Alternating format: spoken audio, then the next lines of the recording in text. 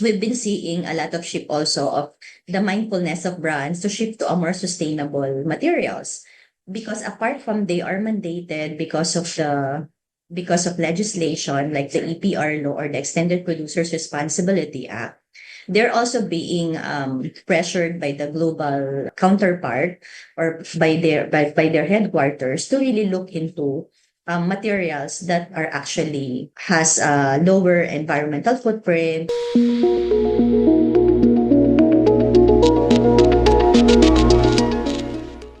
I've been in the paper industry for more than 20 years now, and I've seen the shift.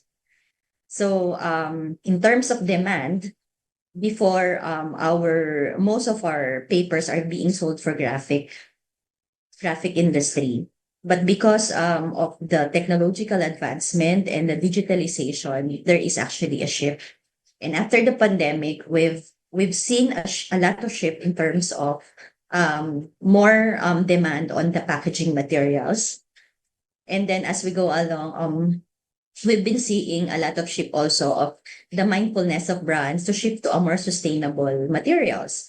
Because apart from they are mandated because of legislation like the EPR law or the Extended Producers Responsibility Act, they're also being pressured by the global counterpart or by their headquarters to really look into materials that are actually has a lower environmental footprint, or at the same time it has a mindfulness in terms of caring for our environment and our people.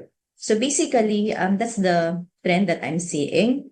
And apart from seeing a trend in terms of shifting to sustainable materials, is that because of e-commerce also, we need to become more global.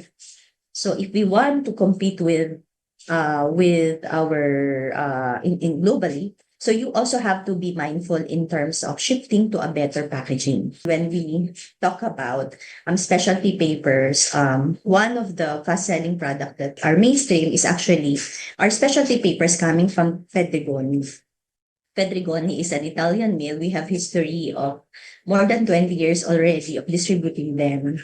And it's a global paper mill wherein they've been actually known for like supplying to packaging materials abroad, like for example, Louis Vuitton, Dior, and the like. So we've been banking on their competency as well in terms of paper manufacturing, and we have been very effective in terms of pushing that in our local market by trying to shift the packaging materials and even the corporate collaterals of various hotels, real estate, and even our MSMEs to elevate their brands to become more global. It's inevitable naman na syempre even in some brands naman in the market, there are opportunities pa rin naman ang importante lang as a company is kailangan maging forward-looking. So hindi kasi po pwede that you settle for what you used to sell a lot. Kasi 'di ba, imagine even in tech naman, remember before there's a brand na cellular na hindi siya nag-pivot or hindi siya nag-shift. So if you don't have that mindset, medyo talagang you will really be affected. But as a company kami very forward-looking. If we see a shift in market behavior or even in market demand, so we also have to, we also have to pivot. Yung strategy namin has to be more long-term. So pag nakikita na namin globally na medyo data, kaya we appreciate data science eh.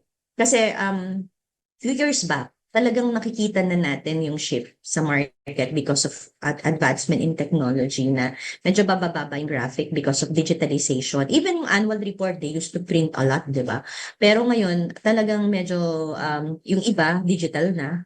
Ganyan. So, however, as a company, the reason why we are still very strong, it's because we bank on yung sa strength namin in terms of pushing for sustainable paper materials that can address yung mga, let's say for example, yung mga non-biodegradable materials, like for example, yung mga Sintra at saka mga tarp. So, we're presenting options sa market.